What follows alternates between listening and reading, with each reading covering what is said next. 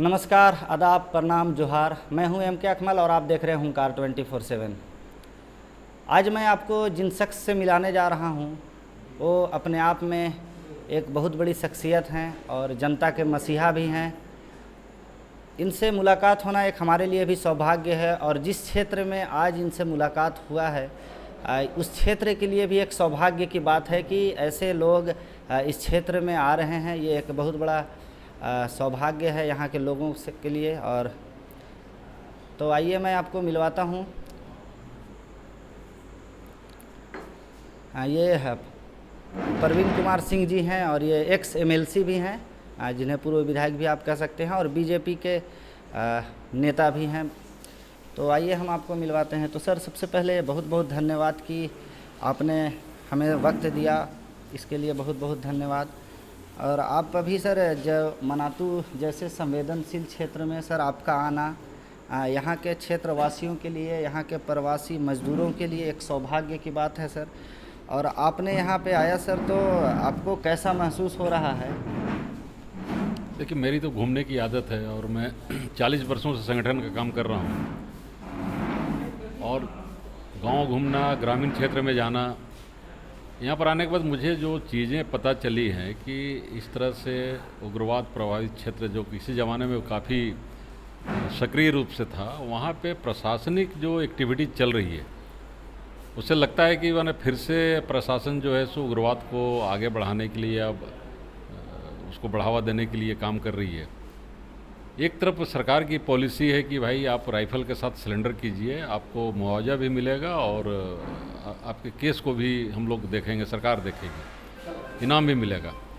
दूसरे तरफ गलत ढंग से राइफ़ल खोजने के नाम पे और जिस तरह से हमको पता चला है कि डुमरी में आम ग्रामीण को प्रताड़ित किया जा रहा है अफीम की खेती के नाम से, हो सकता है कि थोड़ी मोड़ी गड़बड़ियाँ रहती होंगी, लेकिन ऐसे संवेदनशील जगह पे प्रशासन को कैसे काम करना चाहिए, इसके लिए एक सरकार, हर एक सरकार की एक अपनी पॉलिसी होती है।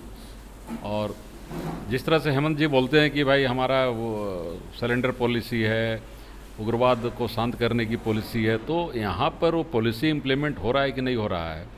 ख़ासतौर पे यहाँ के जो दरोगा हैं, शायद विजय यादव नाम है इनका, पवन कुमार यादव नाम है, तो उनका एक तो 2 साल 3 साल का अनुभव के आधार पे जिस तरह से थाने मिल रहे हैं, तो यह थाना मैनेज करके दिया जा रहा है, पैसे के दम पे दिया जा रहा है, ये सब चिंतनीय विषय है।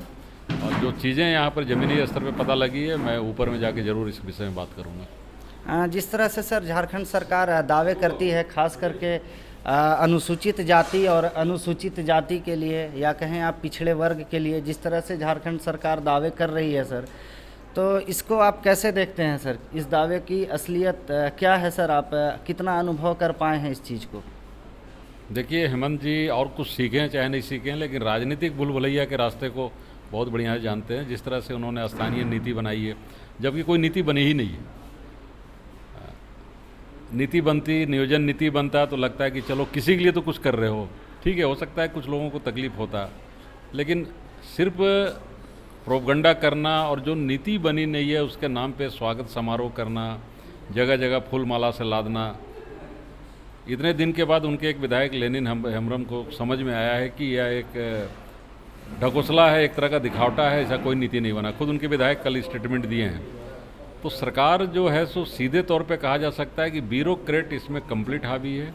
अमित अग्रवाल टाइप के लोग, पंकज मिश्रा टाइप के लोग, फिर प्रेम प्रकाश टाइप के लोग आप अखबारों के माध्यम से, मीडिया के माध्यम से देखते हैं कि कंप्लीट सरकार में कब्जा किए हुए हैं। और यहाँ पर खनिज का दोहन नहीं हो रहा है, यहाँ पर खनिज का शोषण हो रहा है। और जब शोषण हो रहा है, इसका मतलब है कि इस राज्य को अगर ये सरकार इस तरह से कंटिन्यू करते रहेगी तो बर्बादी से कोई रोक नहीं सकता। सर, अभी एक चीज़ें निकल कर के आई थी कि जिस तरह से आपने मनातू और पलामू के बारे में कहा, तो पहले भी पलामू अति संवेदनशील क्षेत्र रही है और अभी अभी हाल ही में आपने देखा होगा कि जिस तरह से जिला अधिकारी करप्शन का बहुत बड़ा हिस्सा अभी बन रहे हैं, खास करके पलामू ज़िले में। क्योंकि अभी आपने कुछ दिन पहले देखा होगा कि पलामू के जो सिविल सर्जन हैं, चिकित्सा विभाग के जो मालिक ही समझे उन्हें 50,000 रुपये कैश घूस लेते उनकी गिरफ्तारी हुई है। दूसरी ओर अगर हम देखें तो आज से कुछ दिन पहले एक छतरपुर में एक दरोगा थे, लालजी यादव जी, जिन्होंने सुसाइड कर लिया। तीसरी तरफ अगर हम वो देखें तो एक पवन कुमार यादव जी हैं जो कि मनातू के थाना प्रभारी हैं, अनुभव 2 साल, थाने उनको 2-2 मिल गए हैं और अब ये भी पता चल रहा है कि अब इंस्पेक्टर बनने वाले हैं। तो ये जो सरकार है सर, ये कहीं ना कहीं अपने सरकारी अफसरों पर नकल नहीं कस पा रही है। अगर हम कहें जिस तरह से रघुवर सरकार या बीजेपी सरकार, मोदी सरकार ने जिस तरह से झारखंड में कुछ हो चाहे नहीं हो लेकिन जनता की बातें जो हैं वो अफसर सुना करते थे, और सरकारी और बड़े अफसरों पर जिस तरह से नकेल कसी थी बीजेपी पार्टी ने, जिस तरह से रघुवर सरकार ने, क्या उस नकेल को झारखंड सरकार जो वर्तमान सरकार है इसमें नाकाम होती नज़र आ रही है? नहीं, निश्चित तौर पे कंप्लीट फेलियर है अपने हर एक मामले को लेके। और आज अब देखेंगे कि भ्रष्टाचार का बोलबाला है। आज हर एक अंचल ऑफिस अब तो डिसमिल में पैसा लिया जाता है मोटेशन के नाम पे। पहले तो थोड़ा बहुत टेबल के अंदर जो घूस चलता था, अब तो एक डिसमिल में इतना पैसा लगेगा, शहरी क्षेत्र में ये लगेगा, देहाती क्षेत्र में ये लगेगा। फिर बालू के नाम पे पूरे राज्य में लूट मची हुई है कि, और हम लोग तो जानते भी नहीं थे कि कोई बालू माफिया भी होता है। अब तो बालू माफिया, माइंस माफिया, तो यहाँ पर लूटने की, अब तो स्टीमर से जब आप सोच सकते हैं कि पत्थर भेजा जाता था, और भी 2 नंबर पत्थर, कोई छोटी गाड़ी से अगर कोई बिना चालान का पत्थर भेज देता था समझ में आता था, लेकिन अब तो स्टीमर में लाद के गंगा पार कराया जाता है। तो इसका मतलब है कि सरकार के जो करिंदे हैं, सरकार को जो चलाने वाले लोग हैं, उसमें नेचुरली मुख्यमंत्री जी सबसे अहम पोस्ट पे हैं, तो उनका इशारा के बिना ये काम हो ही नहीं सकता है।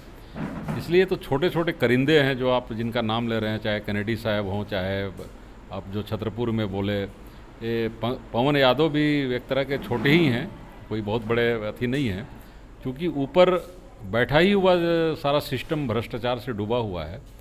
तो इसमें एक चीज़ और है सर, मैं इसमें जोड़ूंगा कि पलामू ही करप्शन का अड्डा अधिकारियों को क्यों लगता है सर? क्योंकि हमने देखा कि पूर्व में भी जो डीसी यहाँ पे आई थी पूजा सिंघल पुरवार जी, और हाल ही में उनकी जो तस्वीरें सामने आई है, या अभी जो अंजनेलू दोड्डे से पहले जो डीसी थे उन पे भी ये आरोप है कि उन्होंने उनका ट्रांसफ़र ऑर्डर टेबल पे रहने के बावजूद उन्होंने अवैध रूप से 4-5 लीज का काम कर दिया है। तो ये पलामू ही क्यों चुनते हैं आखिर भ्रष्टाचार करने के लिए? नहीं, आप पलामू के इसलिए आपको पलामू लगता है, लेकिन पूजा सिंघल चतरा में भी डीसी रही हैं। अनुभव तो उनको पलामू से ही मिलता है, जिसको हम लोग कह सकते हैं कि ट्रिक जो है वो पलामू से ही तो उनको मिलता है। नहीं, हम बता रहे हैं, चतरा में भी डीसी रही हैं, खूंटी में भी डीसी रही हैं, पलामू में भी डीसी रही हैं। और भ्रष्टाचार जब कहे कि जब भ्रष्टाचार को रोकने का काम नहीं होगा, उसको थोड़ा सा बढ़ावा मिलेगा, तो इसी तरह के हादसे होंगे। पूजा सिंघल देश की सबसे कम उम्र में बनने वाली IAS अफसर है। तो एक तो कहीं ना कहीं तो उसको तो जितना हाइट में जाना चाहिए, और बरसों तक वो लेडीज़ चीफ सेक्रेटरी बन के सूबे का रह सकती थी। चीफ सेक्रेटरी की बात तो छोड़ दीजिए, भारत सरकार में बहुत अच्छे पोस्ट पे रह सकती थी, लेकिन पैसे का हवस ने उसको अंधा बना दिया। और इसमें जो लोग भी शामिल हैं, आप किसी राजनीतिक को नहीं कर सकते हैं कि बहुत अछूते हैं। निश्चित तौर पे उनके द्वारा जो बढ़ावा मिला होगा, तभी जाके पूजा सिंघल की स्थिति हुई है। तो ये नहीं कहना है कि पलामू में आज सबसे ज़्यादा पाकुड़, हम लोग जब सरकार में थे तो आपको बताते हैं कि SP को पनिशमेंट करने के लिए, पनिश करने के लिए हम लोग साहेबगंज भेजते थे। अब तो साहेबगंज से ही सारे SP पैसा भेजते हैं हेमंत सरकार को। तो मैं बहुत आश्चर्यचकित रहा, मैं तो विजिलेंस में भी भाई चेयरमैन था, मैं आश्चर्यचकित रहा कि भाई साहेबगंज में ऐसी कमाई कौन सी होती है। तो बोले प्रवीण जी, साहेबगंज से जितना स्मगलिंग पत्थर का हो रहा है स्टीमर के द्वारा, शायद झारखंड के किसी भी हिस्से से नहीं हो रहा है। तो अब तो कमाने का यहाँ पर जो जिस तरह से बालू माफियागिरी कौन कर रहा है? सरकार में बैठे हुए मंत्री कर रहे हैं। जब मंत्री ही जब माने जो पहरेदार है वही सबसे बड़ा लुटेरा हो जाएगा। और हर कोई जानता है कि मुझे उधर गढ़वा के साइड से खबर आया कि बिना उनको कमीशन दिए, बिना उनको नजराना पहुंचाए कोई बालू का काम नहीं कर सकता है। कोई कोयला खदान वहाँ पर निकला है, वहाँ कोई काम नहीं कर सकता है। तो जिसको एडमिनिस्ट्रेशन करना चाहिए, जिसको सरकार चलाना चाहिए, जिसको नीतियाँ बनानी चाहिए, ऐसे लोग जब अब सीधे भ्रष्टाचार को आधार बना के व्यापार करने लगे हों, तो भगवान बचाए इस प्रदेश को। अभी झारखंड सरकार के एक योजना चल रही है सर कि आपकी सरकार, आपकी योजना और आपके द्वार, और हम लोगों ने आज देखा भी कि मनातू प्रखंड के रंगिया पंचायत में इस तरह का आयोजन किया गया है। तो क्या सरकार के 3 साल पूरे होने के बाद इस तरह की जो बातें और जो काम चल रहा है सर, इससे क्या जनता को फ़ायदा मिल पाएगा? देखिए, पहले तो सरकार को डिक्लेयर करना चाहिए कि हमने पहले वित्तीय वर्ष में कितना बजट बनाया, उसको कितना इम्प्लीमेंट किया। द्वितीय वर्ष में हमने कितना बजट बनाया, फिर उसको कितना इम्प्लीमेंट किया। तृतीय वर्ष में हमने कितना बजट बनाया। हमारा डिप्रिसिएशन बजट पर जा रहा है, हमको कर्ज कहाँ से मिल रहा है। जब तक इसको उजागर सरकार नहीं करेगी, इसका मतलब सरकार कोई भी योजना लाती है तो अपने पैसे कमाने के लिए कर रही है, धरातल में उतारने के लिए नहीं कर रही है। ये तो आपने देखा कि ये थे प्रवीण सिंह जी, जो कि बीजेपी के नेता भी हैं और एक्स MLC भी थे, और इन्होंने जिस तरह से झारखंड सरकार पे आरोप लगाए हैं, ये एक आईना भी है। और भी इसी तरह की खबरों के लिए आप बने रहिए हुंकार 24/7 के साथ। कैमरामैन इरफान के साथ MK अकमल, हुंकार 24/7 झारखंड। अपने शहर की लेटेस्ट खबरों के लिए चैनल को सब्सक्राइब करें और बेल आइकन को दबाएं।